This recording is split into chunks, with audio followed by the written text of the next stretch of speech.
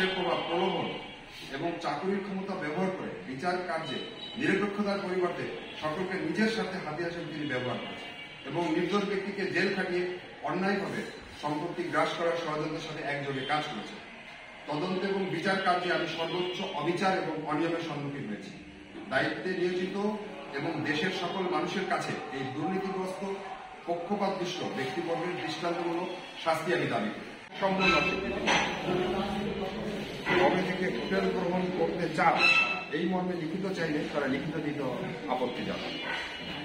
অনেকবার পারিবারিকভাবে বসবাসী করা হলেও তাদের একরকম মনোভাব এবং সরকারি ক্ষমতার দাপটের কারণে কোনো পারিবারিক মুরব্বীদের নিয়ে তারা বসতে অস্বীকৃতি জানান।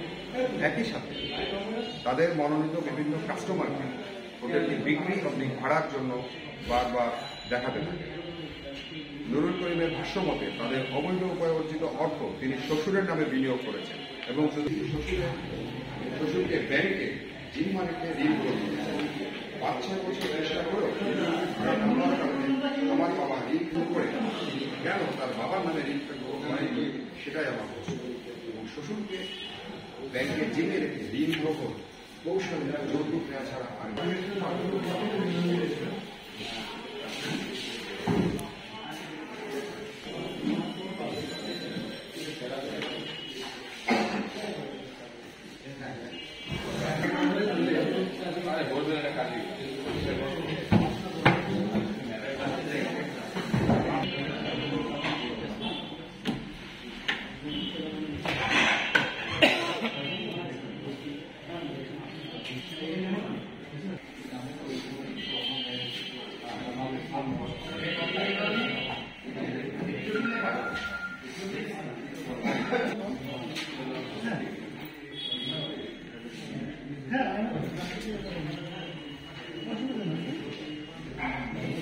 তাকে আমন্ত্রণ করা হয়, রাইট?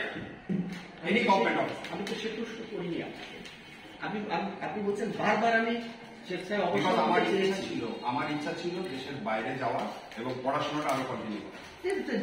একবার দুইবার দিলেই হয়, বারবার বলছেন না, তাহলে এই ব্যাপারে আপনার ক্লিয়ার আইডিয়া বলি। নৌবাহিনী বা আর্মি থেকে চাকরি থেকে চলে আসা ভেরি ভেরি এটা অ্যাপ্রুভ হয়ে আসা ভেরি আপনি চাইলেই আপনি যেদিন চাইলেন, আজকে চাইলেন আপনি 1 বছরের মধ্যে আপনি নো গ্যারান্টি, আপনি 5 বছর 6 বছরে লেগে যাবেন। এটা যদি অনগ্রাউন্ডে আপনি প্রুফ চান, আপনি নৌবাহিনীকে একটু কোয়ারি করে দেখবেন এবং আমি আপনাকে দেখাবো যে সংস্থারা স্বেচ্ছায় অবসরে আসতে চেয়েছে এবং তাদেরকে কতটা দিন অপেক্ষা করবে। 5 বছরের পূর্বে মীমাংসিত বিষয়কে কেন্দ্র করে মিনারানার পক্ষ এবং জনগণী ভূঁইয়া নিজেদেরকে হোটেল পুষ্পবিলাস মালিক দাবি করে আমাকে হোটেল পরিচালনা করতে বলে তাদের বিভিন্ন ভাড়া হয় আয়োজন করবে।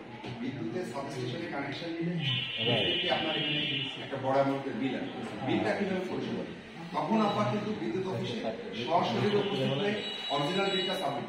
এইখানে আপনি যত অভিযোগ দিয়েছেন, পুলিশ, বিচারক, মা, বাবা, ভাই, বোন, এভরিবডিকে খারাপ ভাবে কাগজে আপনার উপস্থাপন করা হয়েছে। কিন্তু আপনার পরিবার থেকে বলছে যে আপনি নানানভাবে তাদেরকে নির্যাতন করছেন। এভাবে আমরা যেটা চাচ্ছি সেটি আপনি বলছেন ভারবালি, সেটারই কাগজ নাই। মানে আমি বুঝছি না যে এই কাগজটার সাথে সম্পৃক্ততার সত্যটা কোথায় আছে।